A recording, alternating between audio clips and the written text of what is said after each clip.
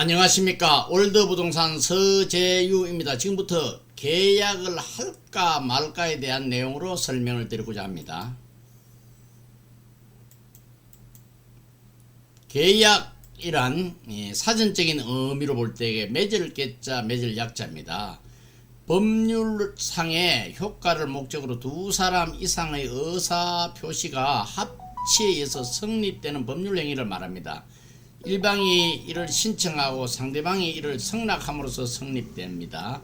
사람과 사람과의 약속으로 볼 수 있습니다. 1등 부동산 계약은 1등만이 계약서를 작성할 수 있습니다. 2등은 꼴등과 마찬가지입니다. 최하위와 동일한 효력이 있을 뿐입니다. 그래서 너무 비교하고 검토부승만 하다 보면 기회를 놓칠 수가 있습니다. 업의 입장에서 볼 때는 놓친 고기가 더 크게 보일 수도 있죠. 그래서 보는 사람의 시각과 느낌은 그냥 대등소이하다는 겁니다. 그래서 100% 만족이 아니더라도 어느 정도 만족하면 계약을 하는 것이 유리할 수가 있습니다. 때로는 빠른 결정이 덕이 될 때도 있죠. 내가 좋으면 남도 좋습니다. 부동산 현장에서 가장 무서운 사람은 누구냐?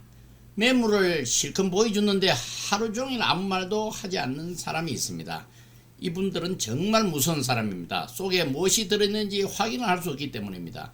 yes, no가 불분명한 사람은 분별을 제대로 할 수 없는 사람으로 볼 때도 있죠. 어떤 때는 의사표시를 전혀 하지 않는 사람도 있습니다. 어떻게 하면 좋으냐? 이렇게 불분명하는 경우에는 부동산 현장에서는 주로 불가로 판정을 합니다. 의사표시는 했는데, 다시 말하면 의사표시는 했는데, 좋다 그러기는 했는데 계약서 도장을 찍지 않는 사람도 있습니다. 집을 보여주면 좋다고 의사표시를 분명히 하고는 있어요. 그러나 실제로 좋은지 좋지 않은지 구분을 할 수 없는 경우입니다. 그냥 지나간 말로 좋다 하는 표현만 할 뿐이죠. 그 실컷 보여줬더니 마지못해서 좋다고 답변하는 경우도 있습니다. 왜 그러냐? 현장에서 곧바로 결정을 내리지 않기 때문입니다. 쉬운 결정을 할 수 없는, 어쩔 수 없는 경우도 있지만 할까 말까 망설임이 많이 있기 때문입니다. 할까 말까, 물건을 사야 할까 사지 말아야 할까, 이렇게 갈등하는 경우는 많이 있을 것입니다.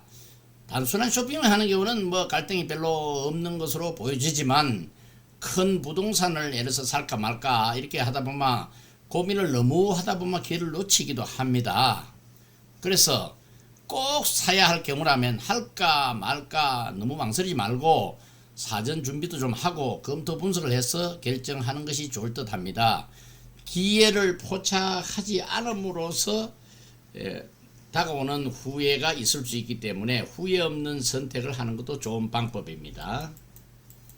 신뢰를 한번 언급을 해봤습니다.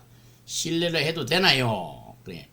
너무 많이 믿는 것도 뭐 좋은 일은 아닐 수 있지만 전문가가 이렇게 좋다고 조언을 하면은 일단은 신뢰를 하는 편이 좋을 듯 합니다.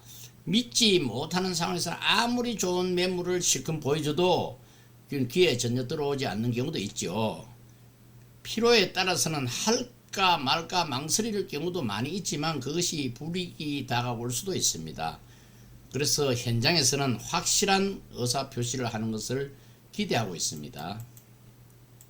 할까 말까 기대.